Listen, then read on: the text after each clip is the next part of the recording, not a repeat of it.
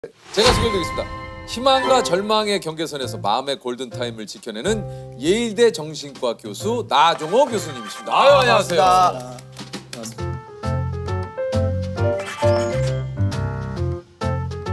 네, 안녕하세요. 저는 나종호라고 하고요. 미국에서 예일대 정신과 교수로 일하고 있습니다.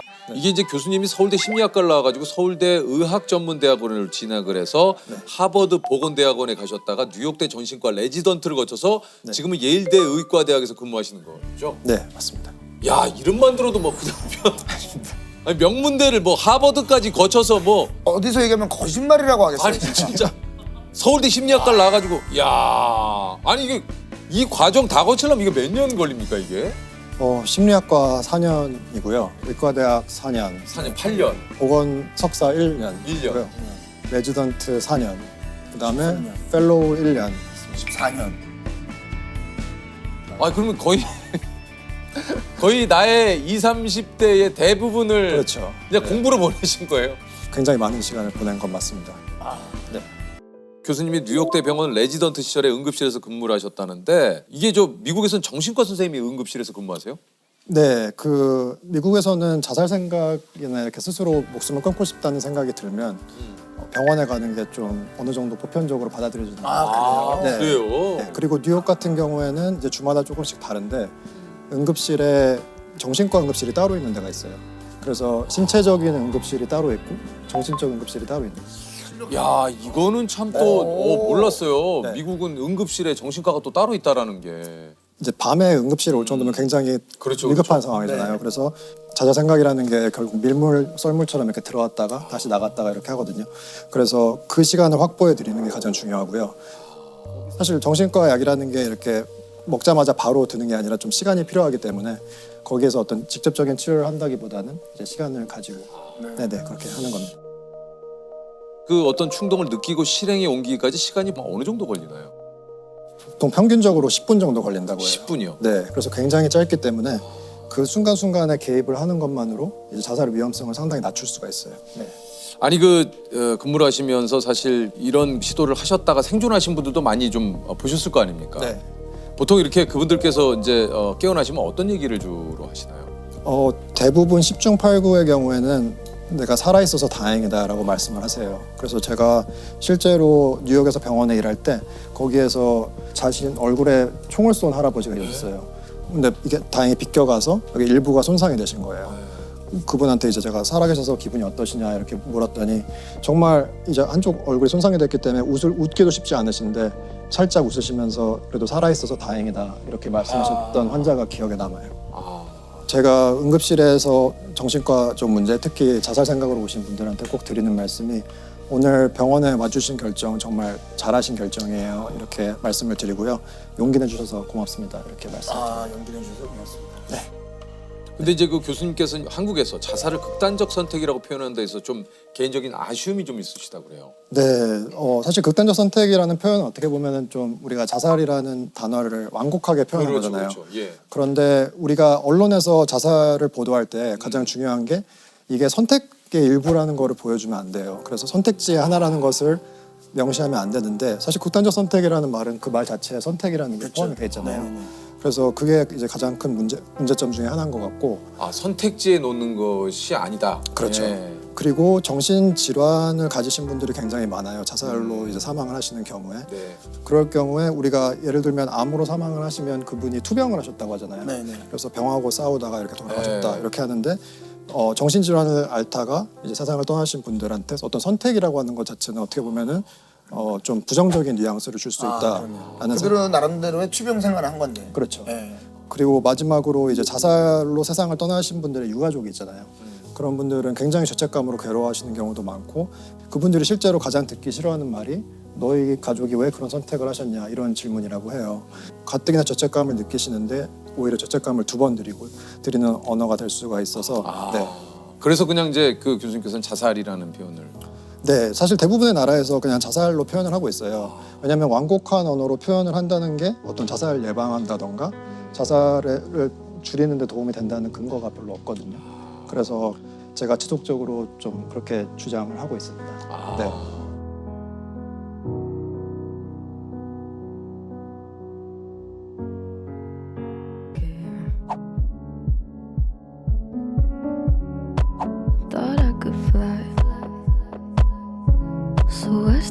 the golden. Nobody cries. 스스로의 우울증에 대해서 이야기를 하고 나도 이렇게 힘들었다. 그러니까 여러분도 용기를 내달라. 이런 게 이제 갈수록 그런 문화로 나아가고 있는 것 같아요. 아 맞아요.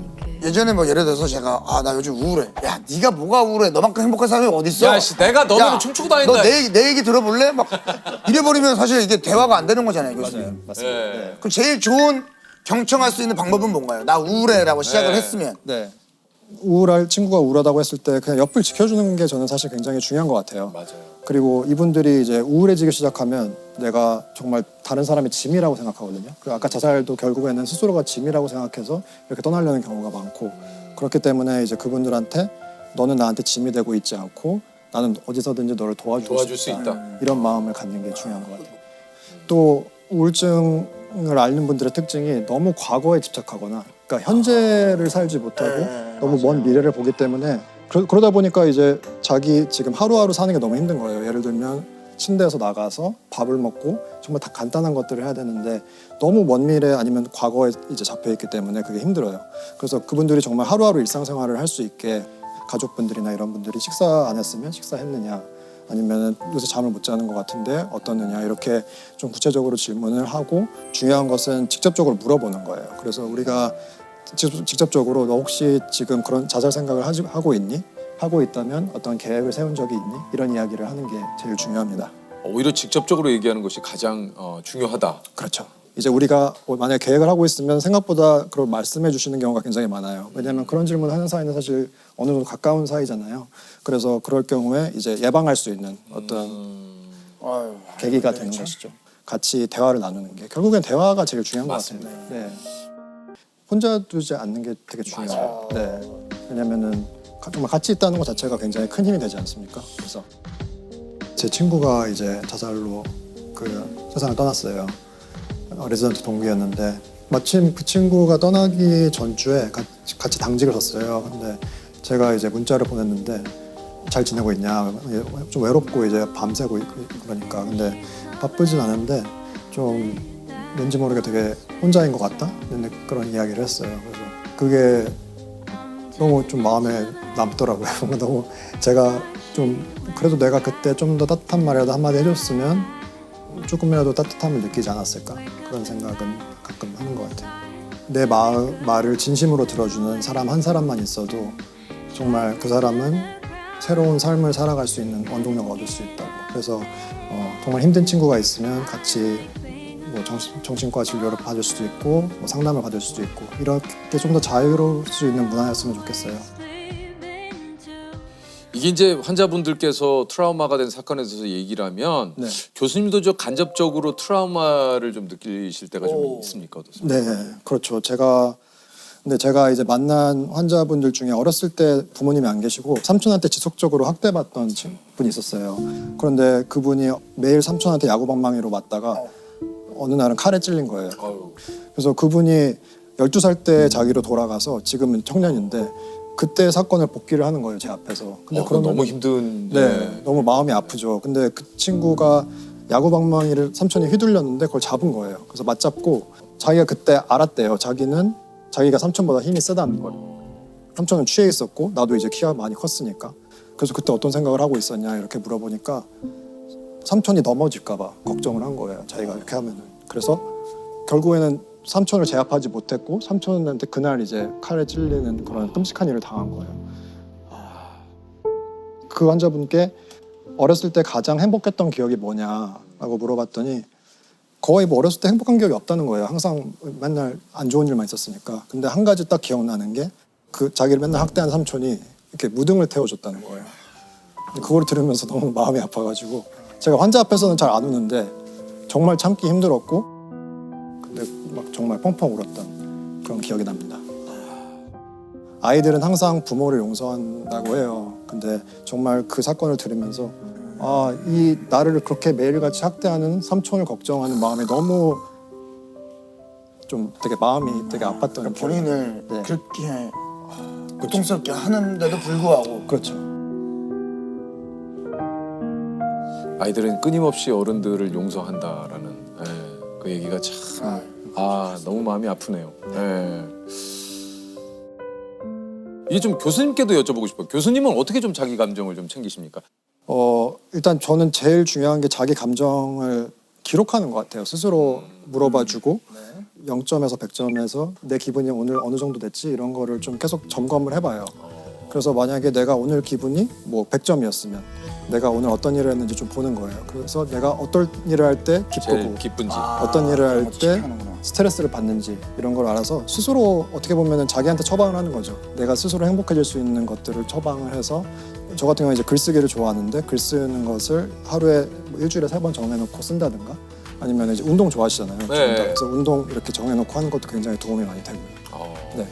아니 그 좀 다양한 환자분들과 얘기를 나누다 보면 그러니까 스스로가 좀 삶에 대한 태도가 좀 바뀌셨나요? 어떤가요? 정신과 의사로 일을 하면서는 좀 너무 배반하는 노력을 좀 많이 본 것 같아요. 그건 뭡니까? 정말 열심히 살고 착하게 살고 성실하게 살았는데 어느 날 갑자기 닥친 트라우마 아니면 불행으로 인해서 인생이 정말 180도 달라지는 거죠. 제가 만난 환자분들 중에 어떤 노숙자분이 계셨는데 어떤 대기업의 임원이셨다는 거예요. 아 진짜요? 네, 10년 전까지. 아내분이 돌아가신 다음에 이제 마약에 중독이 되셔가지고 어떻게 보면은 사회적으로 많이 몰락을 하신 거죠. 근데 그런 과정들을 보면서 어떤 사회에서 말하는 그런 성공이라는 게 정말 약간 신기루 같다는 생각을 많이 했어요. 내가 이룬 것이 물론 내 노력도 있지만 사실 굉장히 많은 부분이 운이었다라는 생각을 많이 하게 돼요. 그래서 제가 정신과 의사로서 할 수 있는 게 무엇일까라는 생각을 많이 하는데 청년들한테 채찍질을 하거나 이런 것보다는 그분들한테 좀 위로를 해드리고 싶다는 생각을 많이 해요, 살면서. 아 진짜 그런 생각이 좀 많이 듭니다. 이 채찍도 적당히 맞아야 이게 뭔가 스스로가 힘이 맞아요. 되지. 맞아요. 너무 맞으면 아프잖아요. 네. 그리고 나중엔 너무 아프면 막 살이 찢어지는데도 몰라요 아픈지. 맞아요. 예, 그러니까 그 정도로 스스로에게 너무 가혹하지 않았으면 좋겠어요. 제가 외국에서 보면은 한국 분들 정말 열심히 사세요. 정말죠. 그러니까 정말 특히 한국 젊은이들 정말 너무 열심히 너무 사는데 열심히 살죠. 너무 자책을 많이 해요. 그러니까. 맞아. 왜냐면 제가 봤을 때는 누구보다 열심히 살고 있는데 맞아요. 뭔가 잘못되면 스스로를 탓하시는 것 같아요. 그래서 좀 자책하지 않으셔도 될 것 같다는 말씀을 드리고 싶어요. 저는 한국 오면 되게 놀라는 게 다들 너무 막 옷도 잘 입으시고 다들 너무 이렇게 완벽한 느낌? 근데 정신건강에는 좀 힘들 수도 있는 것 같아요. 오히려 그런 완벽해야 된다는 마음들이. 그래서 이제는 우리가 좀 조금은 더 스스로한테 관대하고 타인한테도 관대하고 우리가 항상 괜찮을 수는 없고 괜찮지 않아도 그 자체만으로 서로 이해해 주는 것 괜찮지 않아도 괜찮고 다들 그러면은 더 정신적으로 더 건강해지시지 않을까 이렇게 생각을 합니다. 지금 일하고 계신 곳이 영국 국립정신과 IEPT. 이곳이 어떤 곳입니까? IEPT는 사실 약자인데요. 네.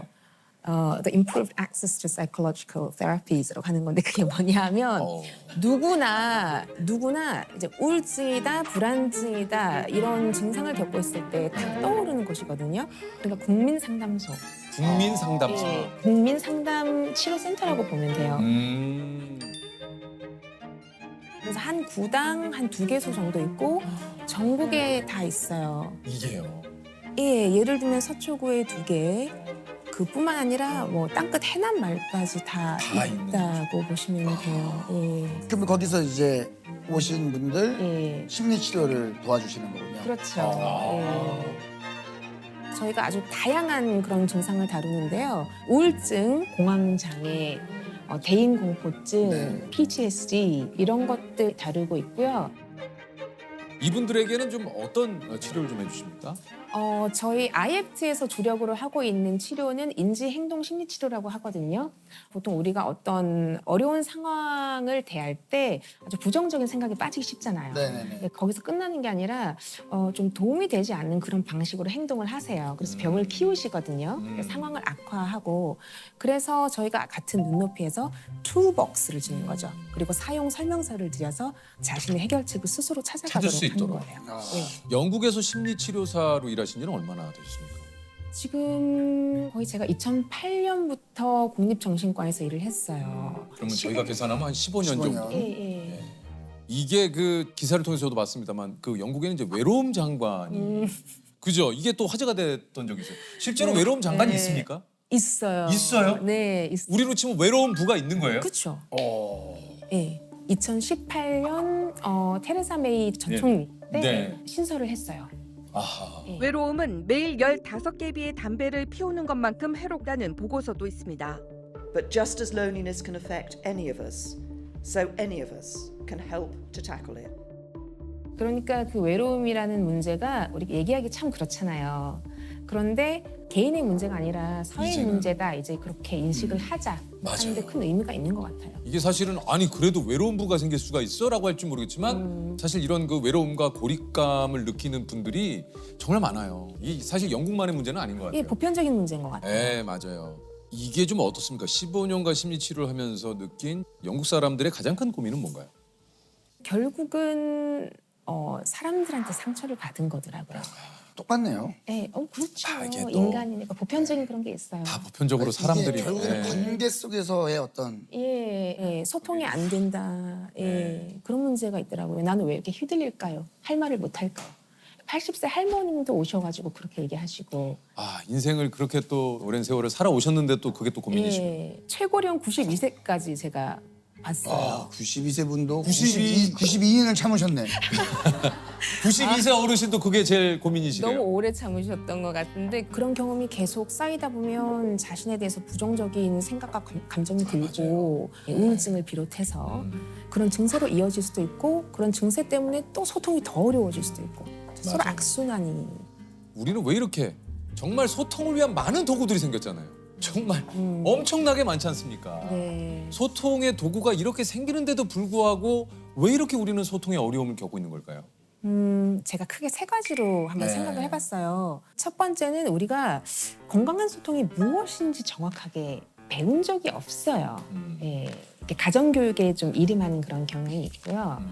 두 번째는 그런 소통 방법을 잘 배웠다 하더라도 일단 막상 좀 휘둘리는 상황에 가면 입이 잘 안 떨어지죠. 떨어지죠. 예, 걱정과 두려움 때문에 굉장히 시도하기가 힘들거든요.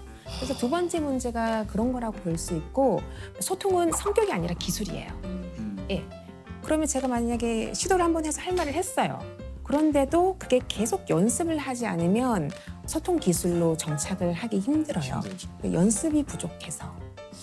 건강한 소통을 하려면 먼저 어떤 방식으로 대화하는지가 굉장히 중요하다고 해요. 네. 그래서 우리 선생님께서 오늘 저희의 그 소통 유형을 조금 한번 좀 진단을 그래요? 좀 해주시겠다고 지금 하거든요. 예. 자신의 말과 행동이 어떤 패턴을 보이는지 스스로 파악하기 위해서 하는 네네. 거예요. 요거 궁금하네요. 한번 예. 보시는 시청자 여러분께서도 한번 요거 한번 같이 한번 해보시죠. 예. 예. 그러면 제가 좀 시나리오를 조금 드릴게요. 아, 좋아요. 좀 휘둘리는 상황이에요.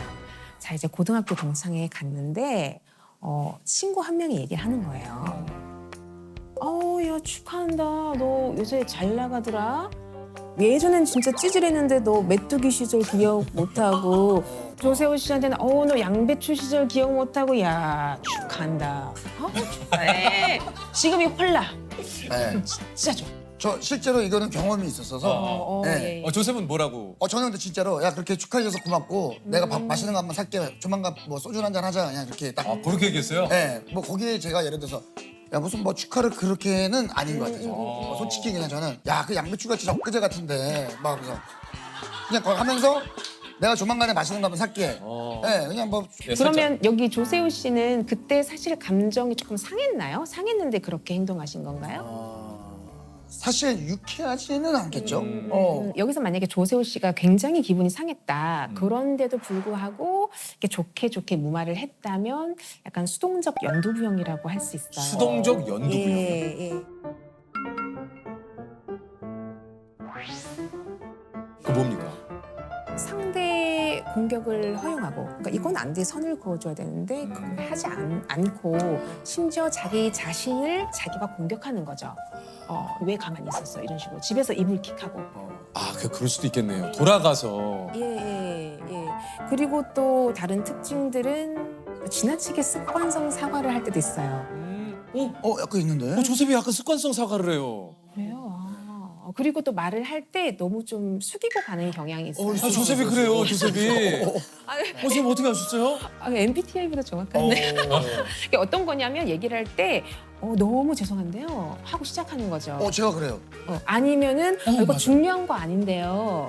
이거 별로 맞아요. 바보 같은 생각인데요. 조셉이 셔 야, 저 소름 돋. 이게 아닌가? 이게 아니죠? 예. 죄송합니다.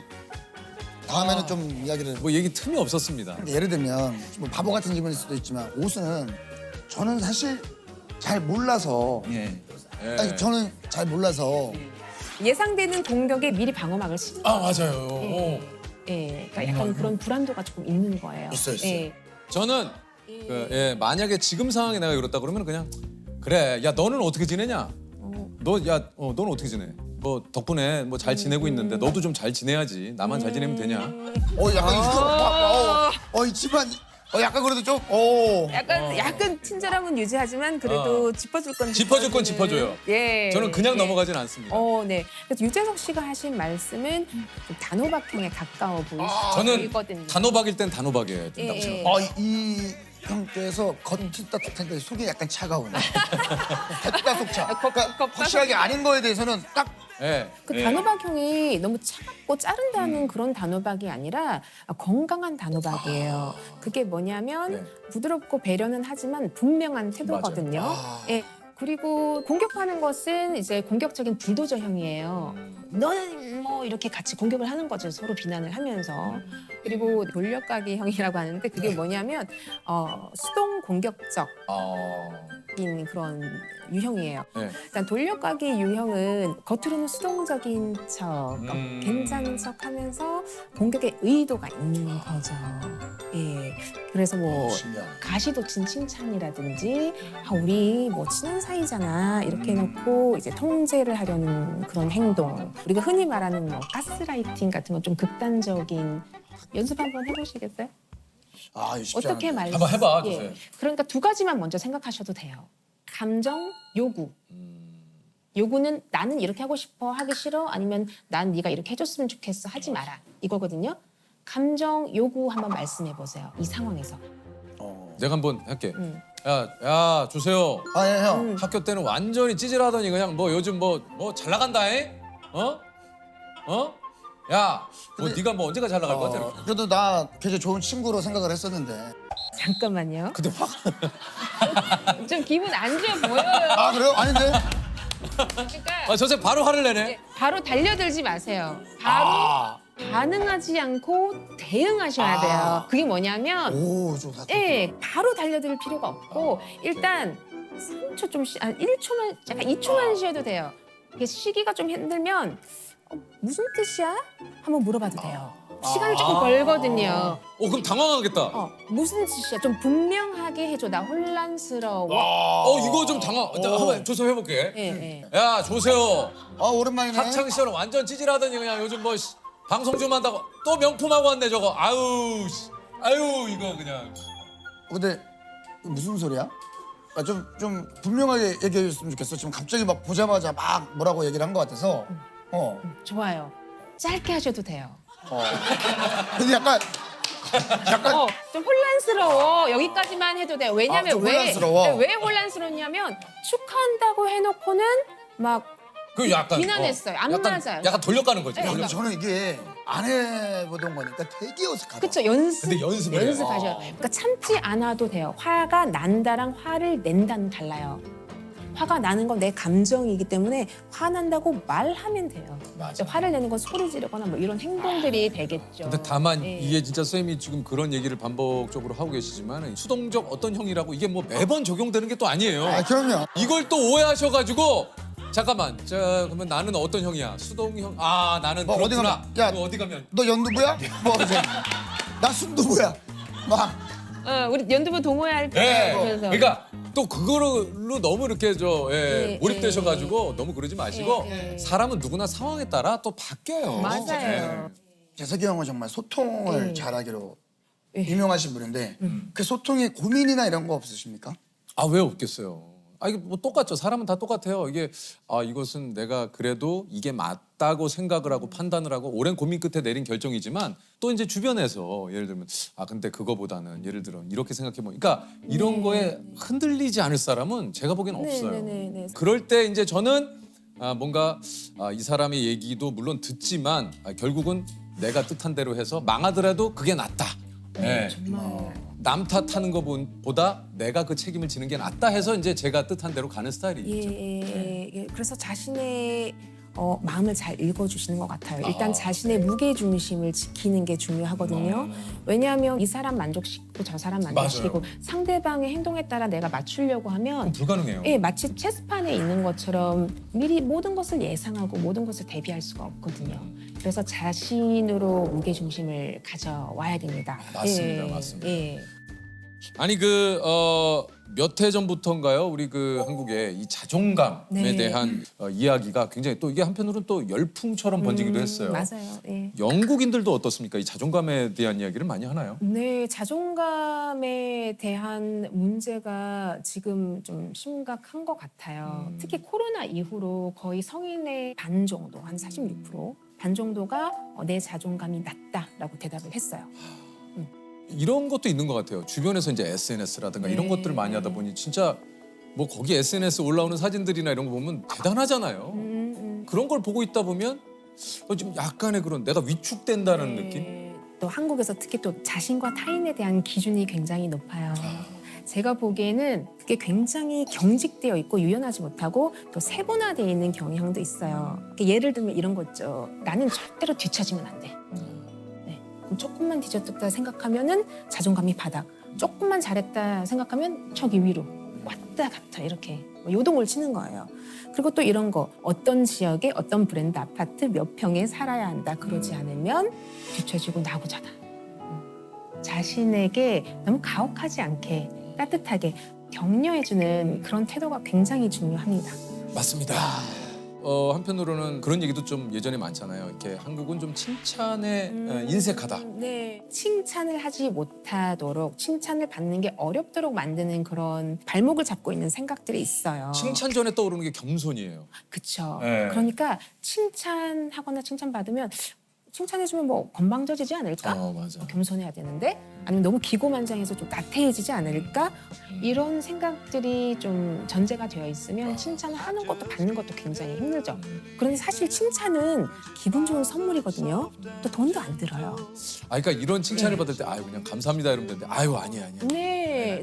선물 줬는데 아이고 아이고 뭐 이렇게 아유 부담스러워요. 준 사람도. 그러니까 예. 아이고 이거 참 이게 힘들어요. 예. 칭찬을 하게 되면은 또 어떤 게 좋냐면 자기 자존감이 탄탄할 때 칭찬할 수 있어요. 자꾸 그리고 칭찬을 해야 하면 또 자기 자존감이 탄탄해져요. 예, 칭찬과 또 저 약간 부끄러운 게 어려워 이게. 축하가 있어요. 맞아요. 뭐냐면 예, 예를 들면 형이 수상을 하셨어요. 그러면 그냥 당연히 너무 축하드리고 싶잖아. 근데 한편으로 이 축하가 혹시나 내가 또 잘 보이려고 하는 거로 느껴지시려나? 뭐 예를 들면 그렇게 미리 너무 걱정하고 두려워하면 할 말을 못 하게 되는 거죠. 아유 조셉도 진짜 너무 또 아는 분들도 많고 하다 보니까 그래서 제가 어려워요. 제가 어떤 자리에 가요. 그러면 여기서 내가 14명을 아는 사람이 있어요. 제가 이제 집에 가고 싶잖아요. 네. 다 자리 알아서 하고 있으니까 그냥 가도 되지 않을까 하는 생각을 하는데 저는 A야 나 갈게 다음에 보자. C야 나 갈게 다음에 보자. 인사를 다 하고 가는 거예요. 그렇게 안 하면 어떤 일이 일어날 것 같아요? 안 하면 그 친구의 기억 속에 나는 어떻게 인사도 안 하고 그냥 가는 굉장히 매너 없는 사람. 아, 인사성 없는 사람. 그러면은 야 내가 어제 물어보지도 않았는데 그러니까 내가 어제 예. 너 그러니까. 자리가 바쁜 것 같아서 먼저 왔어. 그러니까 그게 악순환인 것 같아요. 그래서 예. 제가 최근에는 이제 자리에 갔는데 인사를 하러 가고 싶은 마음이 훅 올라오는데 이거를 내리고. 너무 줬고 잘하셨어요. 너무 그냥 가방 들고 그냥 집에 왔어요. 근데 사람들이 인사성 없는 사람 이렇게 SNS 올리고 막 이렇게 아무도 연락이 없어. 아니죠. 아무도 연락이 없고 그러려니 하지. 그러려니 하고 그러니까 제가 박수를 쳐드리고 싶어요. 그게 뭐냐면 용기를 딱 내셔서 아 이런 걱정이 있구나. 안 해봐야지. 한번 실험해 보신 거예요. 사람들은 뭐 생각외로 괜찮다 배웠죠. 그리고 나도 생각외로 이거 수습을 잘 할 수 있는 능력이 있구나. 내 능력치가 있구나 하는 거 배우신 거예요. 그래요. 우리가 자존감 하는데 실은 우리가 적정량의 시련을 단계적으로 행복하면서 자존감이 생기거든요. 네. 그게 탄탄해져요. 높다 낮다가 아니라 안정적으로 탄탄해져요. 정말 선생님 말씀이 딱 네. 맞는 말인 것 같습니다. 자존감이라는 게 어느 순간 하늘에서 뚝 떨어지거나 네. 아니면 무슨 뭐 돈으로 살 수 있는 게 아니잖아요. 네네네. 어떤 적당하게 내가 시도를 하고 거기에서 얻는 경험치를 쌓아가면서 네, 네. 내가 스스로 획득한 결과물이 바로 자존감인 것 같아요. 네. 아무 노력도 없이 사실은 이 스스로 자존감을 어느 순간 얻으려 한다? 네, 그건 네. 누구도 줄 수가 없습니다. 예, 예. 네. 자신과의 소통이 굉장히 중요해요. 우리가 우리 자신의 마음의 양육자가 돼서 보살펴준다는 생각을 하셔야 돼요. 소통하는 자신감은 적정량의 시련을 단계적으로 극복할 때 쌓아가는 거거든요. 마치 적립하는 적금처럼 시행착오를 하면서 자신감을 적립해 주셨으면 좋겠어요. 한국이 명품 소비 전 세계 1위 국가에 오른 것으로 나타났습니다. 인정 중독이라고 있습니다. 인정 중독. 좋아요 한번 받으면 짜릿하고 나는 이 비싼 옷도 결제할 수 있는 사람이야. 나는 이렇게 했으니까 충분히 이걸 즐길 자격이 있어. 안녕하세요. 아이고, 안녕하세요. 반갑습니다. 예, 반갑습니다, 교수님. 반갑습니다. 교수님 반갑습니다. 어서 오십시오. 네. 예, 예. 아유, 안녕하세요. 반갑습니다. 자, 제가 소개해드리겠습니다. 마음에도 근육이 있다. 인생을 바꿀 수 있는 마음 근육을 연구하는 연세대학교 김주한 교수님이십니다. 아유, 안녕하세요. 네, 반갑습니다. 안녕하십니까. 반갑습니다. 직접 소개를 좀 해주시죠. 내면 소통에 대해서 연구를 하고 마음 근력을 키우는 것 그런 거에 강의도 하고 그러고 있습니다. 그럼 이 말씀하신 아니 또 좀 이런 인정욕에 대해서 좀 그 교수님이 좀 얘기를 해주셔서 생각을 해보니까 SNS도 사실 약간 그런 거 아닌가. 그렇죠. 네. 인정받고자 하는 인정 욕구. 네, 네. 예, 그런 것들을 추구하게 되잖아요. 사실 SNS가. SNS는 진짜 행복한 일상밖에 없지 않습니까?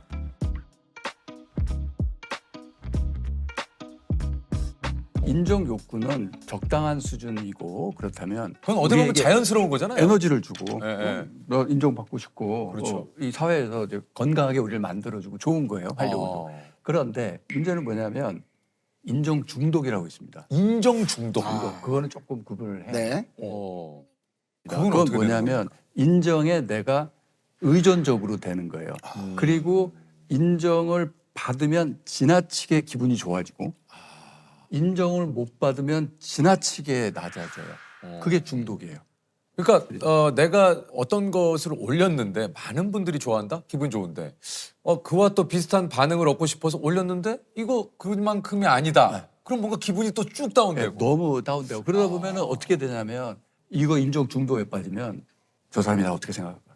어떻게 생각할까? 내가 이 물건을 사면 남이 나를 어떻게 볼까? 뭘까? 그래서 삶의 거의 모든 의사 결정을 타인의 시선을 생각해서 하게 남들이 되는군요. 어떻게 볼까를 생각해서 결정합니다. 그래서 삶이 사라집니다. 무조건 불행해집니다. 그런 사람은. 그래서 SNS가 내가 살면서 사는 모습을 보여주는 게 올리는 게 아니라. 아니라 거기에 올리려고 살아요. 맞아. 어디 뭐 음식을 먹든지 그렇죠. 뭐지 또 인정받으려고 사는 거구나. 네, 그러니까 타인에게 저는 그렇게 그 표현합니다. 뭐냐면 개 목줄 있죠. 개 목줄을 해가지고 그걸 대중들한테 나눠주는 거예요. 그리고 이들이 원하는 대로 내가 끌려가겠다. 내가 끌려가는 이런 거. 거죠. 진짜 맞는 것 같아요. 특히 10대 청소년들한테는 그게 더 심한데 왜냐하면 청소년들은 타인에 대해서 인정을 받았을 때 더 짜릿한 쾌감을 느끼게 됩니다. 그래서 10대들이 그런 거에 더 열광을 하게 되고 그래서 내 삶을 사는 게 아니라 불행한 삶을 살게 되는 거죠. 그러니까 이거는 합리화랑은 어떨지 모르겠지만 약간 어디 가서 상황이 안 좋더라도 그럼에도 이게 있으니까 괜찮지 않아라고 저는 이 상황을 긍정적으로 합리를 시켜버리면 근데 지금 조셉이 얘기한 대로 이 긍정적인 사고와 합리화 이게 좀 어떻습니까? 네. 어떻게 좀 그러니까 차이가 어떻게 다르냐면 이렇게 볼 수 있어요. 어느 음식점 가서 음식을 하나 시킬 때도 뭘 하나 살 때도 자꾸 나도 모르게 누군가한테 내가 왜 이런 결정을 했는지 설명하고 설득하고 해명하려고 해요. 그래서 진짜 인생의 주인이 된다는 건 내가 뭘 하든지 아무런 설명이나 해명, 변명의 필요성을 아예 안 느끼는 상태. 그게 내가 내 인생을 주인공으로 주인공으로 사는 거죠. 그거죠. 아, 인정 중독 같은 거 이런 합리화 자꾸 하는 그런 습관이 왜 생겼나를 이렇게 보면 어려서부터 엄마나 아빠가 칭찬해주면 기분이 좋았다가 좋죠. 야단 맞으면 거기서부터 이제 다 커서도 머릿속에 엄마 아빠 같은 존재, 누군가한테 해명하고 설명하는 습관이 들어버린 겁니다. 내가 내 자신의 주인이 된다. 그래서 어떤 걸 해도 내가 결정한다는 느낌, 그걸 자율성의 느낌이라고 합니다. 어린 시절부터 그걸 길러줘야 돼요. 예를 들어 너 오늘 양말 신어 이러지 말고 너 빨간 양말 신을래? 파란 양말 신을래? 그러면 파란 양말. 그러면 이거는 양말도 내가 선택한 거다. 이런 식으로 해서 어떤 걸 내가 선택했음을 자율성을 계속 길러줘야 됩니다. 지나친 칭찬 애를 막 올려주면 애는 점점 불안에 빠집니다. 칭찬해 주는데 왜 불안에 빠지? 왜 그러냐면 그림 한 장을 그렸어요, 얘가. 그랬더니 너는 미술에 재능이 있나 봐, 천재 아니야, 막 이런 식으로 과도하게 칭찬하면 그다음 또 그림 그려, 또 그림 그려. 그럼 얘는 이제 그림 그리나 보다 그러고 별로 칭찬을 안 하게 되잖아요. 그럼 얘는 아까만큼 칭찬이 많아, 어제만큼 칭찬이 많아. 그러면 나 천재 아닌가 봐. 남의 인정을 받으면 내가 짜릿하게 기분 좋아지고, 그림 그렸는데 엄마 아빠가 모른 척하니까 굉장히 기분 나빠지고, 그래서 점점 거기에 인정에 탐닉하게 됩니다. 결과물을 칭찬하면 안 됩니다. 그 과정에서 네가 행복했냐, 재미있었냐, 그걸 자꾸 물어봐줘야 돼요. 그래야 내 인생을 내가 산다는 느낌이 자꾸 생겨서 인정 중독 같은 데 덜 빠지게 되는 거고요. 인정 중독에서 이제 빠져나오는 법, 쉬운 방법 말씀드리면 이렇게 하면 됩니다. 인정 중독에 빠진 상태는 나를 평가 대상으로 놓는 거예요. 네네네. 그러니까 머릿속에 있는 불특정 다수가 나를 평가하고 있다고 생각하는 거예요. 그걸 뒤집어 엎는 건 뭐냐면 내가 이렇게 만나는 사람이나 이런 사람들을 내가 사랑하고 존중한다. 평가가 아니라 와, 이분 멋있는데? 이런 면도 있군. 네네네. 그래서 이분에 대해서 긍정적으로 자꾸 생각해 주잖아요. 그럼 어떻게 되냐면 내가 주인공이 됩니다. 삶에. 네. 그리고 전전도피지로 활성화되고 그러면 이분이 나를 어떻게 생각할까 하는 게 많이 줄어듭니다. 네. 인정을 하니까. 내가 인정해주고 내가 사랑과 존중을 하는 거예요. 이 방법을 제가 대학교 4학년 애들한테 이제 입사 면접하잖아요. 그래서 면접 시험 잘 보는 테크닉으로 이걸 가르칩니다.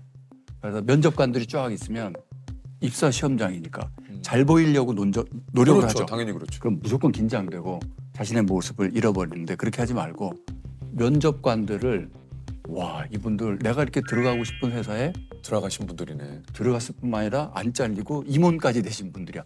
와, 존경스럽다. 사랑과 존중의 마음으로 면접관들을 보죠. 그럼 진짜 잘 됩니다. 그래요. 긴장감이 그게 사라지고 맞아. 그게 내가 참- 평가 대상이 아닌 거예요. 네. 내가 이분들을 인정해주고 있는 거죠. 예, 그래서 그러니까 이게 그런 노력을 하면 좋습니다. 사실 그 교수님이 얘기한 대로 뭔가 인정한다라는 게 말은 쉬운데 이게 참 또 때로는 인간이기에 그 쉽지 않을 때가 있어요. 쉽지 않아요. 가끔 어떤 사람이 예를 들어 뭐 우리 업계에서도 인기가 있다. 인기가 있는 이유가 있지. 저 사람은 인기가 있을 만해. 저 사람의 어떤 부분이 그럴까? 이렇게 인정을 하면 되는데 예를 들면 아니 왜 쟤가 어쨌지. 나보다 인기가 있지? 네. 아니 나 이유를 모르겠네. 아니 난 걔 좋다고 그래도 나 모르겠어. 근데 참 재밌는 거 네. 이것도 뇌과학적으로 네. 밝혀진 건데 재밌는 게 있습니다. 뭐냐면 제가 그러니까 존중을 강조합니다. 타인을 존중해라 또는 나를 존중해라. 그럼 내가 나를 존중하면 타인을 무시하게 되는 거 아니야? 그럼 내가 나를 존중하니까 이게 근데 그렇지 않습니다. 내 자신에 대한 정보 처리의 뇌 영역과 타인에 대한 정보 처리의 뇌 영역이 거의 일치해요. 그 결과 무슨 일이 나오냐면 자기 존중심이 쫙 단단하고 높아지죠. 그럼 타인을 존중하게 존중하지. 됩니다. 그래요. 그리고 맞아요. 세상에 존중할 사람 하나도 없네. 남을 다 이렇게 깎아내리는 사람들의 특징은 뭐예요? 내가 나를 속으로 비하하고 있는 겁니다. 내가 나를 무시하고 있는 겁니다.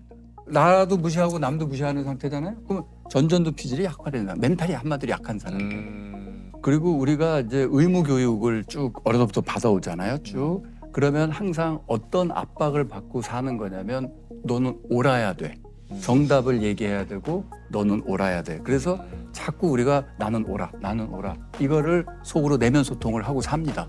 그러다 보니까 이제 부정적 댓글 남기는 사람의 공통적인 특징이 어떻게 되냐면 나는 모든 걸 알고 내 말은 옳은 거예요. 맞아, 전제를 맞아요. 보세요. 그렇죠. 내가 다 알아. 내가 다 네네네네. 옳아. 남은 옳은 거예요. 맞아요. 그래서 제가 정말 우리에게 필요한 거는 내가 옳다는 생각이 아니라 친절한 겁니다. 그래서 이걸 간단하게 하면 맞는 것 영어로 표현하자면 being kind, 맞아요. 친절하냐가 중요한 거죠. 그 친절한 게 나에 대해서 여기 자기도 행복해지고 자기 능력도 좋아집니다. 혹시 그렇다면 이 부정적 사고 아까 좀 얘기를 쭉 하셨는데 이것을 조금 긍정적 사고로 좀 바꿀 수 있다고 할까요? 이럴 수 있는 방법도 좀 있습니까? 그게 6가지 자기 긍정, 타인 긍정을 훈련하면 됩니다. 어떻게 하는 겁니까? 용서, 연민, 사랑, 수용, 감사, 존중.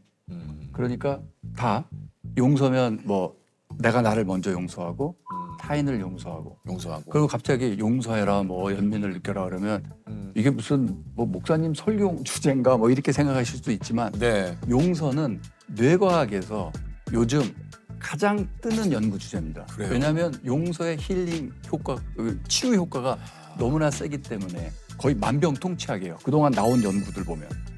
그래서 내가 나를 먼저 용서하고 그 다음에 남을 용서하고 사랑은 이제 로맨틱 러브 이게 아니라 내가 나의 건강과 행복을 바라고 타인의 건강과 행복을 바라고 이런 훈련을 그 내면 소통 훈련을 계속 해가면 그러면 단단해집니다. 이게 그 교수님이 지금 사랑에 대해서 얘기를 하셨지만 이 얘기는 사실 저희가 늘상 듣는 얘기인데 그렇죠. 이게 이게 참 쉽지가 않아요. 어려워요. 네. 이게 어려워요. 어렵죠. 그죠? 어려워요. 사랑은 어렵죠. 네. 그런데 제가 자신 있게 얘기합니다. 사랑과 존중 없이 사는 삶이 훨씬 더 어려워요. 훨씬 더 괴롭고 맞아. 근데 이거는 그게 사실 사랑이죠. 교수님이 얘기를 해주셨지만 하루아침에는 되고 연습을 해야겠네요. 연습을 해야 돼. 연습을 진짜로. 그러니까 인정하고 존중하고 뭐 예를 들면 이런 부정적인 생각과 부정적인 마음. 열받아. 오늘 뭐 할 것도 없는데 날씨 왜 이렇게 좋은 거야? 날씨가 좋은데 왜 열받을 일이에요? 근데 상황에 따라서는 이것도 사실 부정적인 생각이 들 수 있는. 그런데 많은 경우에요. 네. 이 부정적인 거는 생각이라기보다 감정이고요. 정확하게 말하면. 네. 그 부정적인 감정은 분노, 짜증 이거는 몸에서부터 올라옵니다. 몸의 신호예요. 그래요. 더워요. 왜 이렇게 덥지? 그러면 왜 이렇게 덥지라는 생각은 떠오르죠. 네, 하지만 이 생각은 몸이 더워서 느끼는 거죠. 덥지, 땀나고 느끼는 거잖아요. 몸의 문제잖아요. 그런 그 감정도 똑같은 거예요. 심장 박동 이상한다든가 여기 근육이 하되고 뭐 여러 가지 신체에 여기서 내장에서 이상한 신호 올라오고 그러면 짜증나고 짜증이 막 올라오면은 이 원인을 찾는데 딱 보면 가까이 있는 사람들, 가족 이런 사람들이 원인이다라고 퍼붓기 시작하는 거죠. 그래서 부정적 감정은 내 몸의 문제고 내 몸의 상태이기 때문에 몸을 편안하게 하는 움직임 명상 그런 걸 제가 많이 이제 개발하고 가르치고 있습니다. 저는 가끔 명상을 하거든요. 혼자서 사우나에 가면 그 안에 들어가 있는 시간 동안 가만히 이렇게 있어요. 근데 하면서 안 좋은 점이 자꾸 벌어지지 않은 것들을 먼저 제가 생각을 하거든요. 그러니까 이게 좀 명상을 어떻게 좀 그러니까 명상에 대해서 이제 가르치면서 이제 접하게 되는 거는 명상에 대해서 굉장히 잘못된 생각을 하고 계신 거예요. 그건 명상이 아닌데 명상이에요. 대표적인 게 명상이 생각을 억제하고 누르는 거라고 착각을 해요. 생각은요. 내가 하는 게 아니에요. 이걸 깨달아야 돼요. 내가 2분 뒤에 나 무슨 생각하고 있을래? 될까요? 안 되죠. 안 돼요. 생각은 내가 컨트롤을 할 수가 없는 거예요. 우리가 그냥 말로 생각한다라고 하지만 생각은 내가 하는 게 아니에요. 생각은 나한테 일어나는 사건이에요. 거의 내 뜻과 상관없이. 네네네. 그래서 그 명상은 뭐 하는 거냐? 명상은 뭐 하는 거냐면 알아차림이에요. 내가 무슨 생각이 떠올랐고 무슨 생각이 내 안에 올라오는구나를 알아차리는 어웨어니스라고 합니다. 그 알아차리는 거예요. 훈련을 하려면 뭔가 계속 알아차리면 좋잖아요. 대표적인 게 호흡을 알아차리는 거예요. 호흡을 들어오고 나오고. 지금 우리 말하는 동안 계속 호흡을 했죠? 했죠. 근데 호흡하는 거 못 느꼈죠? 못 느꼈죠. 네. 어느 순간 나 호흡을 좀 들어오는구나 나가는구나. 그러면 이 어웨어니스의 능력이 쫙 좋아집니다. 그게 진짜 핵심이고 그게 다예요. 그래서 이거는 이 알아차림 훈련은 꼭 가만히 앉아서 할 필요가 없습니다. 움직이면서도. 네, 움직이면서 사실은 해야 돼요. 걷기 명상, 달리기 명상, 수영하면서 물속 명상. 이게 알아차리는데 훨씬 도움이 됩니다. 몸을 다스리는 거죠. 즉 감정을 다스리려면 몸을 다스려야 되는 거고요. 우리가 어떤 일상적인 훈련을 통해서 일종의 마음 근력 훈련인데 그걸 통해서 심장 박동을 좀 차분하게 하는 거 하면 좋겠죠.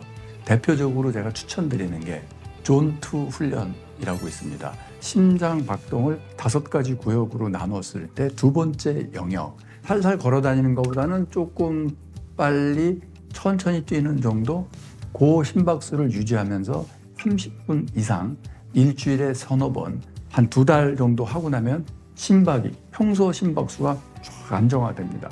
그래서 그런 유산소 운동을 꾸준히 하면요, 심장이 무조건 천천히 살살 뛰니까 이 사람은 불안감을 잘 안 느끼게 되는 거죠. 그래서 제가 말씀드리는 이 존2 트레이닝이라고 하는 이 유산소 운동은 몸 건강해지는 거는 덤이고 사실은 마음 건강에, 마음 근력 향상에 큰 도움이 된다.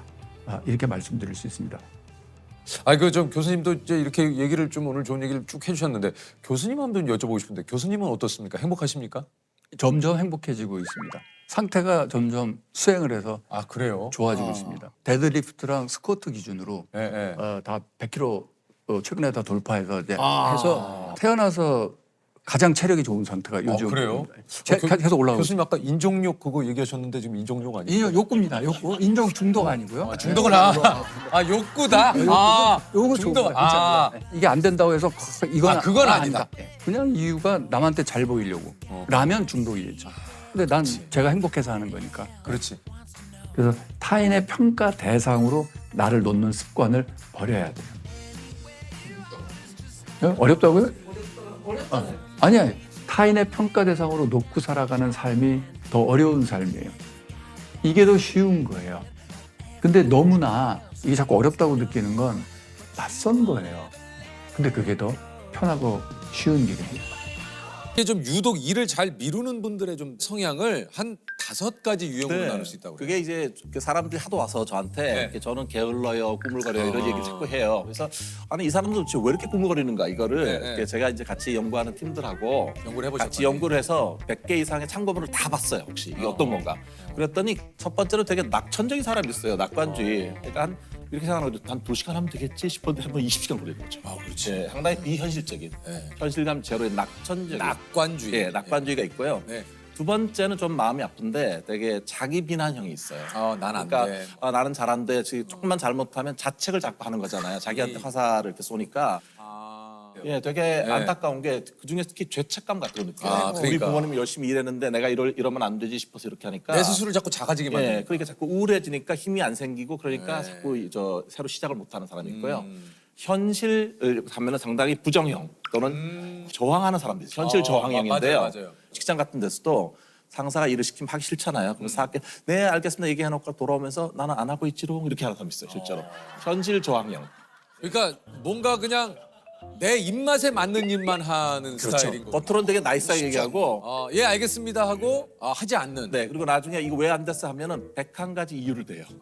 변명 잘 되는 사람이 있거든요. 그리고 이제 자극추구형인데요. 뭡니까? 이 사람들은 시작은 잘해요. 왜냐하면 신기한 거 새로운 거 할 때 항상 일을 벌려요. 그러니까 먼저 시작은 딱 잘했는데 작심삼일이에요. 금방 흥미가 식는군요. 그렇죠. 상당히 한국에 많은 유형 중에 하나인데요. 완벽주의자들이 있어요. 네, 완벽하게 일을 해야 되니까 너무 잘하고 싶은 마음도 많고 동시에 어떠냐면은 혹시 다른 사람이 어떻게 생각할까? 내가 다른 사람 평가에 대해서 염려를 많이 하는 거예요. 그래서 완벽주의형이 있고요. 정말 완벽주의 중에 여러 부류가 있거든요. 그러니까 정말 철두철미한 완벽주의자는 꾸물거리지 않아요. 왜냐하면은 목표를 세워놓고 그걸 열심히 달성해야 되는데 언제 꾸물거리가 미룰 수가 없잖아요. 정신건강 분야에서 관심 가지는 그 유형은 한 가지예요. 그게 뭐냐면 사회부가 완벽주의자인데 이 사람들은 완벽주의자이고 싶은 적이 없었어요. 근데 부모님이나 중요한 다른 사람으로부터 기대에 부응하다 보니까 액면만 완벽주의자인 거예요. 속은 그걸 따라가고 싶지 않은 마음이 많거든요. 그러니까 이 안팎이 항상 불일치한 거예요. 잘해야 돼. 그거는 이미 상당히 자기한테 많이 이렇게 내면화돼서 각인되었어요. 거의 내 거인 것처럼. 그러나 사실 속마음 속에서는 이게 내가 원하는 것이 아닐 때도 많이 있단 말이죠. 그러니까 내가 원하는 것인가에 대해서 확신이 없어요. 그럼 다시 이렇게 뒤에 오게 되잖아요. 그래서 모든 완벽주의자가 꾸물거리는 게 아니라 완벽주의자 중에서 특히 다른 사람의 기대에 부응하기 위해서 그러니까 눈이 항상 외면을 바라봤던 사람, 사회부가 완벽주의가 여러 가지 심리적인 부정인 우울이나 불안이나 이렇게 일을 미루는 행동이나 이런 거하고 관련성이 높아요. 이게 조사를 해보니까 한국인들의 53.62%가 이런 성향. 네, 보통 2명 중에 1명 정도는 그렇군요. 완벽주의자 같은 경우에는 완벽하게 해야 된다는 실수하면 안 된다. 그거를 평가할 때 오직 결과만으로 평가해요. 그 안에 어떤 과정이나 노력이 있으면 중요하지 않고 결과만. 근데 이 과정들을 통해서 내가 무엇을 배웠는가가 다음번 성공을 예약하는 데 중요한 거거든요. 그래서 내가 설령 결과가 이번에 좀 만족스럽지 않다고 하더라도 내가 이 과정에서 노력했고 좋은 뜻을 가졌고 해왔던 이 시간들을 소중하게 생각했으면 좋겠어요. 그리고 그때 자기에 대해서도 좀 더 격려를 해줄 때 실제로 다음에 더 성공할 확률도 높아지고 훨씬 더 멋진 삶을 살 수 있을 것입니다. 이게 이제 과제도 그렇고 시험도 그렇고 요 얘기 좀 궁금한데 왜 우리가 이렇게 좀 전날 몰아쳐서 하는 걸까요? 이게 그게 이렇게 몰아치기 하거나 초치기 이렇게 해갖고 성적 잘 나왔던 데 있잖아요. 있죠. 그러면 어떤 생각이 들면 나는 잠깐만 해도 성적이 잘 나와. 그러니까 그때를 생각하는 거예요. 그리고 또 어떤 사람들은 약간 그 제가 이게 이렇게 인터뷰를 해보면요, 뭔가 이렇게 쪼이는 느낌을 좋아하는 사람이 있어요. 아 진짜요? 네, 마지막 순간에 이렇게 쫙 이렇게 타고 오는 느낌 있잖아요. 이거를요. 이때 자기가 살아있다고 느끼는 거예요. 생생하게. 그러니까 우리 전문 용어로 똥줄 탄다고 그러는데 그걸 오히려 그거를 자체가 그걸 살아있다 내가 생생하다고 네, 느낀다고요? 네. 야, 약간 사각지대로 본인을 모는 거네요, 그냥. 네, 그런데 이제 이런 분들이 좀 조심해야 될 게 뭐냐면 좀 중독 성향이 잘 빠지는 거예요. 왜냐하면 그래서 게임 중독이라든지 이렇게 하면 한마디로 자극, 긴장. 예, 마지막 순간에 이렇게 저 마지막 히든패를 보는 느낌으로 하는 거 이런 걸 하는데 예, 그 쪼이는 느낌 하는 사람도 있거든요. 얘기 들어보면 그런 것 같아요. 나는 닥쳐야 막 그게 올라와. 나는 닥치지 않으면 내 이게 안 생겨. 마감의 스릴을 즐기는 네, 사람이 그런 있는데 거죠. 이분들이 한 가지 또 조심할 게 뭐냐면은 이분들이 자기는 살아있다 느끼지만 몸은 되게 힘든 거거든요. 그렇지. 그러니까 주로 심장이라든지 혈관 계통 이런 것 때문에 그 여러 가지 질환 걸릴 확률이 일반인보다 3배가 높답니다. 네, 그러니까 뭐 짧고 굵게 가는 거죠. 교수님도 이제 수많은 학생분들하고 같이 이렇게 또 생활하시다 보니까 과제도 이렇게 또 미리 좀 제출하시는 분들도 있고 네. 뭐 닥쳐서 하시는 분들도 있고. 이게 사실 제가 이제 한 20년 정도 학교에 있었는데요. 이게 보면은 과제가 요즘은 이제 만약에 자정까지 어느 사이트에 파일을 올려라 이렇게 되면 12시가 딱 지나잖아요. 그러면 또 파일을 올릴 수가 없어요.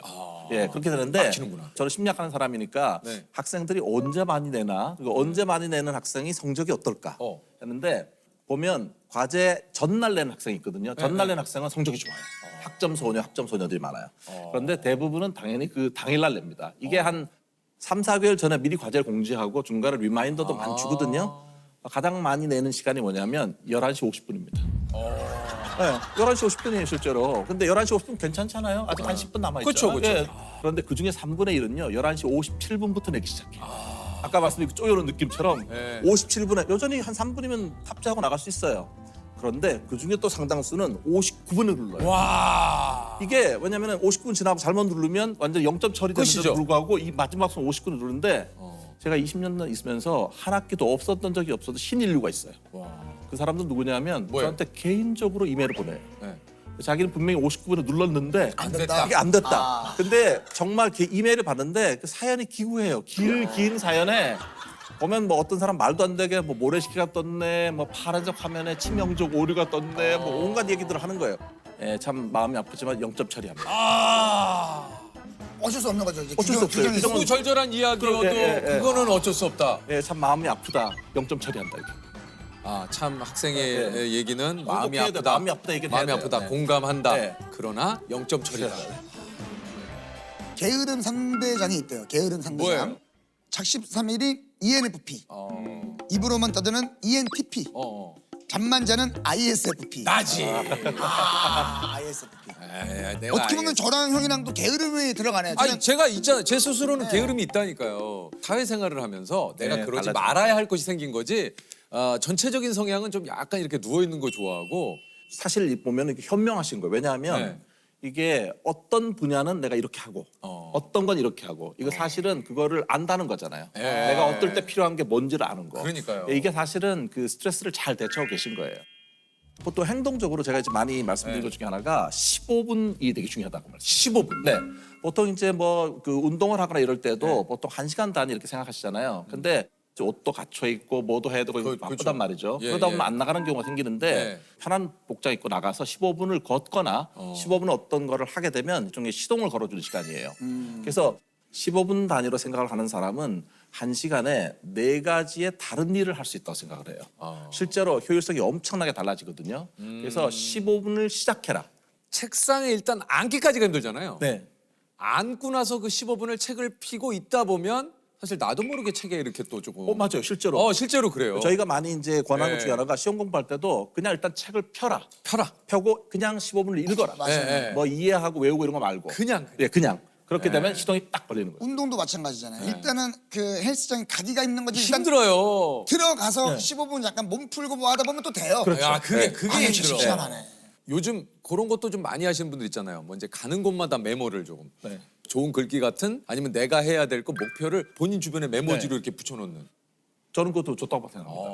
예, 사실 미루는 분들한테 그걸 권해드리는데요. 미루는 분들 중에 어떤 분들은 메모를 자기에게 그 책상 앞에 하나만 붙여놔요. 네. 이건 안 하겠다는 얘기입니다. 절대 안 봅니다. 그거 절대로. 제가 지금 보면 그래서 이런 분들 같은 경우에는 자기가 이렇게 눈이 시선이 가는 것을 계속 다 메모를 붙여야 해놔야죠. 되는데 특히 이제 집에 왔을 때가 늘어지잖아요. 냉장고를 열었을 때 거기 또? 물병 위에 보고서 다시 적혀 있습니다. 그다음에 혹시 만약에 라면을 먹으려면은 김치 필요하죠. 김치통 위에 보고서는 어찌 되었는가 이렇게 실제로 자기가 보이는 곳에 이거를 해둬야만 사실은 되고요. 만약에 그래도 안 된다면 같이 사는 사람들에게 부탁을 해야 돼요. 내가 또 일을 해달라. 미뤘을 때 그 리마인드 시켜달라. 이 정도는 해야 이게 빠지는 거예요. 예, 뭔가 내가 습관화 되기 전까지는 계속 뭔가 나에게 어떤 기분 좋은 그런 압박을 하는 건 또 괜찮을 것 같다는 생각이 좀 드네요. 좋은 습관을 꾸준히 유지하는 것 이것도 또 중요하지 않습니까? 그것도 저희가 이제 실험을 해보면은 과연 좋은 습관이 형성되는데 얼마의 시간이 필요할까? 물론 개인차가 되게 많습니다. 많은데 그렇겠죠. 평균적으로는 66일이 걸린답니다. 네, 런던 대학교에서 실험을 해봤는데 네. 이게 재밌는 게 자기 관리가 잘 되는 사람은 18일만 있어도 된대요. 좋은 습관이 형성되는데 맞아요. 잘 안 되는 사람은 254일이 걸린답니다. 조금 시간이 많이 걸려요. 그러나 한 가지는 우리가 충분히 생각해 볼 게 어떤 일을 시작했으면 2달은 해라. 2달을 지속하는 데에서 그게 이루어질 가능성이 높아진다고 할 수 있습니다. 자유로운 환경이다 그곳은. 예, 뭐 출퇴근 시간 따로 없다. 실제로 어떻습니까? 출퇴근 시간 따로 없고요. 그래요? 시간 그럼 내가 마음대로 해요? 네, 마음대로입니다. 뭐 자리에 앉아 있지도 않습니다. 그래 그 사진에서 많이 보셨죠? 잔디에 이렇게 널브러져가지고 네, 이렇게 맞아요, 막 맞아요. 일하는. 예, 예.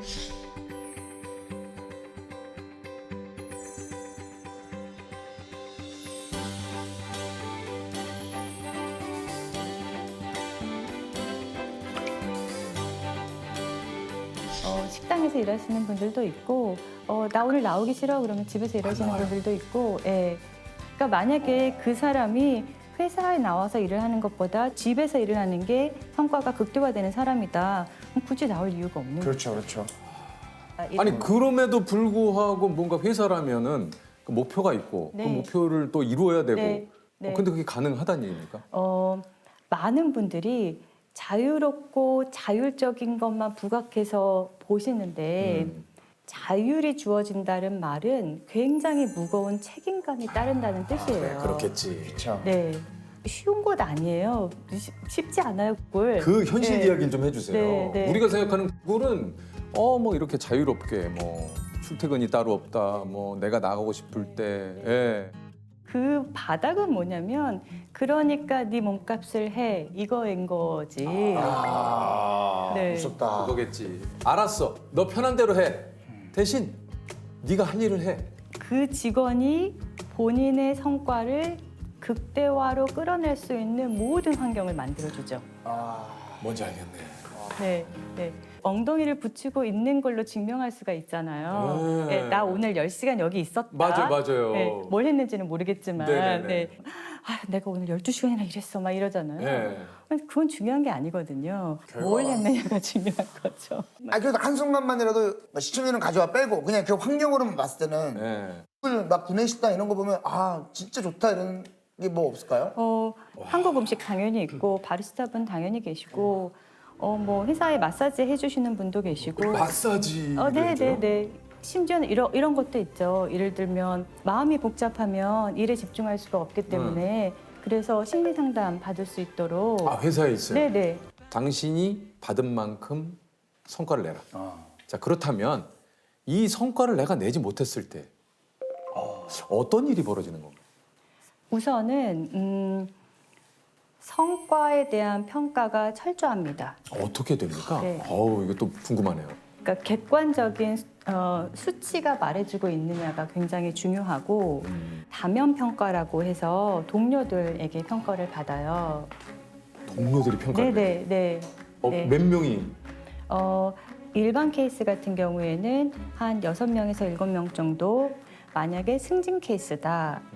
구글은 승진을 손들어야 되거든요. 저 승진 시켜주세요 이렇게. 예? 승진시켜주세요. 손을 든다고요? 네네 승진 셀프 제도를 갖고 있는데. 어머, 이거 너무 웃긴다. 재밌다. 네네네. 그래서 일단 손을 들어야 돼요. 저 승진하겠습니다. 네. 이번에 좀 승진하고 싶은데요. 네, 그렇습니다. 그렇게 손을 들면 그 사람들을 가지고 이제 평가를 하는 거라서. 지원자들, 승진 지원자들을 대상으로. 네, 지원을 안 하면 그 풀에 들어가질 못해요. 승진 케이스 같은 경우에는 보통 10명에서 12명 정도의 동료 평가를 받아요. 야, 네, 그 기준치에 합당한지를 써줘야 돼요. 네, 유재석님은 예를 들어 뭐 탑 MC시니까 레벨 1이다. 제일 잘하는 탑에 계신 분이다. 그러면 레벨 1으로서 해야 되는 등급이 있단 말이에요. 은주 씨께서도 이 평가를 받았는데 평가서에 이 적혀 있는 내용 때문에 와, 이거 상처받지 않으셨어요? 회의 때 말을 날카롭게 했다. 네, 상처받죠. 어느 회의라고도 나와요. 어느 회의에서 의사 표현이 직설적이었다. 어떤 아이디어에 대해서 직설적으로 안 좋다고 평가를 내렸다. 뭐 이런 식으로 쓰는 거죠. 이게 근데 누군지도 이걸 알잖아요. 네, 네, 압니다. 본인 이름들이 다 나와요. 뭐라고 썼는지. 네. 이거 어떻게 계속 보지? 처음에는 이거 가서 많이 좀 힘드셨겠는데요? 완전 멘붕이었죠. 예.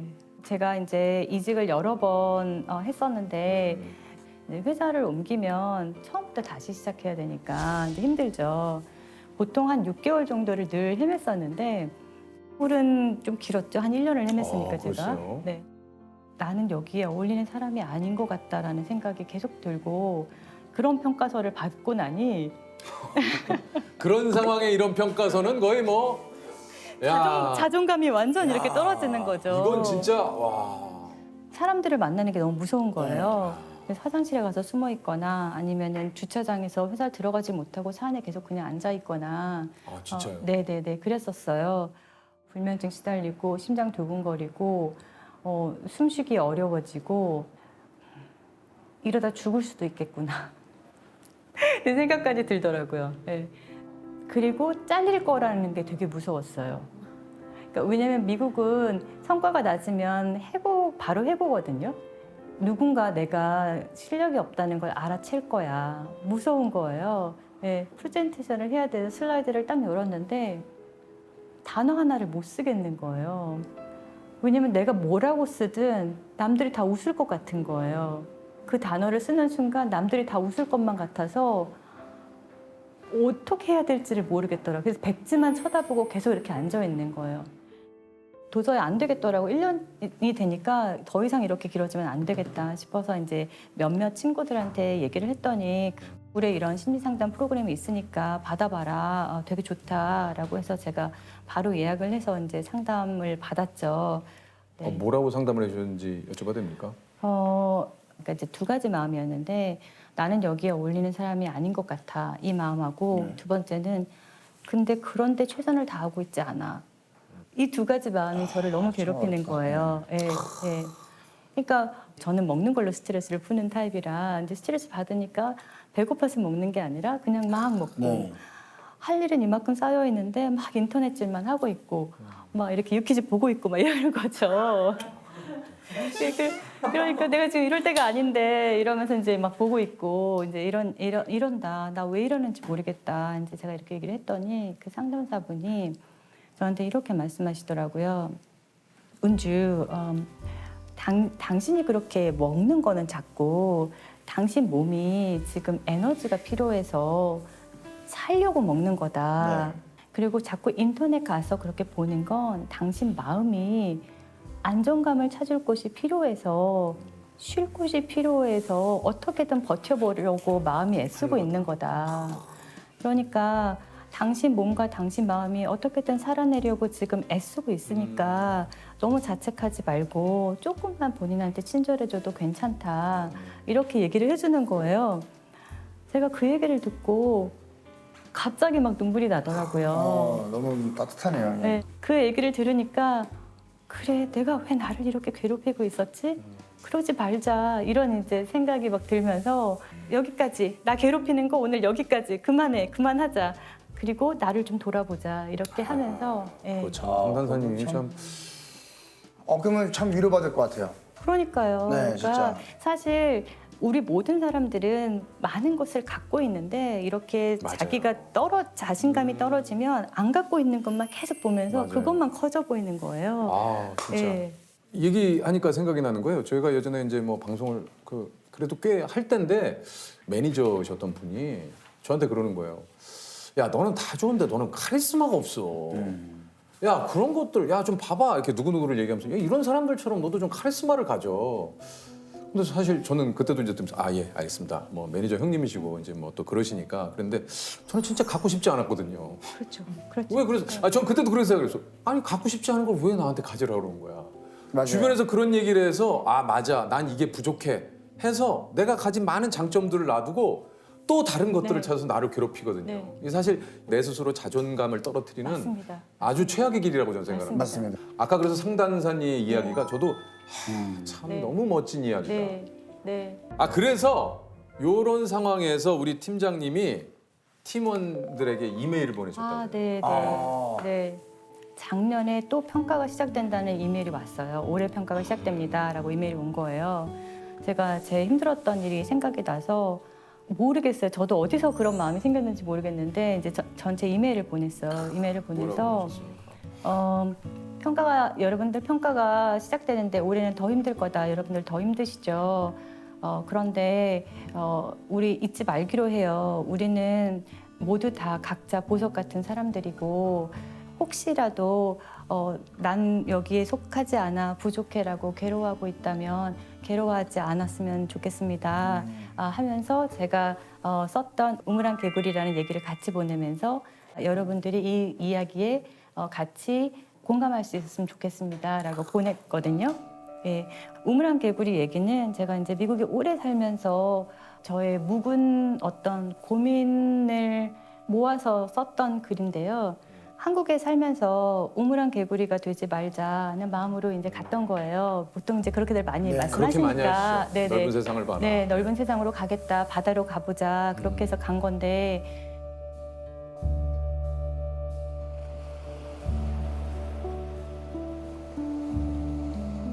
미국에서 오래 살아보니 사실 타지 생활이라는 게 쉬운 게 아니에요. 그렇죠. 네, 그러면 굉장히 더 작은 사회 생활을 하게 돼요. 이렇게 한인들 모여 있는 곳에서 한국 식당 가고 한국 교회 가고 이러면서 어느 순간 저를 돌아보니 한국보다 더 작은 우물 안에 제가 살고 있는 거예요.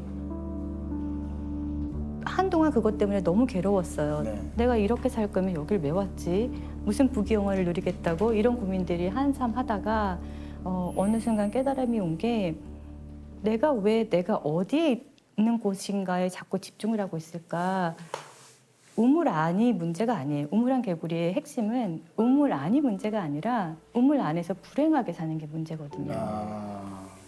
그래서 저는 바다에 가고 싶다는 생각 때문에 개구리인 나를 버리고 바다 개구리가 되려고 엄청 애를 썼던 거예요. 근데 세상에 바다 개구리라는 건 없어요. 그냥 저는 개구리인 거예요. 그리고 그 개구리가 문제가 아닌 거예요. 제가 그 사실을 깨달은 순간 개구리가 어때서? 나 개구리야. 개구리가 어때서? 어떠세요?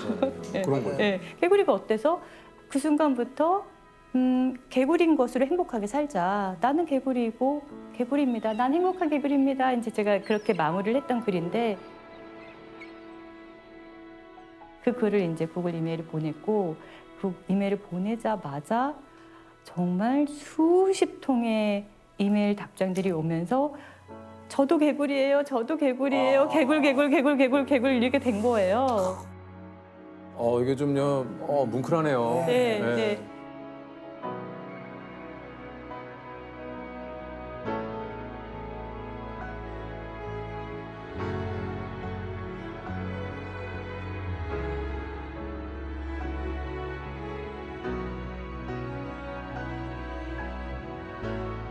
그래서 정말 밖에서 보면 다들 천재 같고 그러니까. 막 다 냉혈 인간 같고 맞아요. 막 알파고들 같고 막 이렇지만 개개인을 들여다보면 다 여린 사람들이거든요. 똑같은 사람이에요. 네.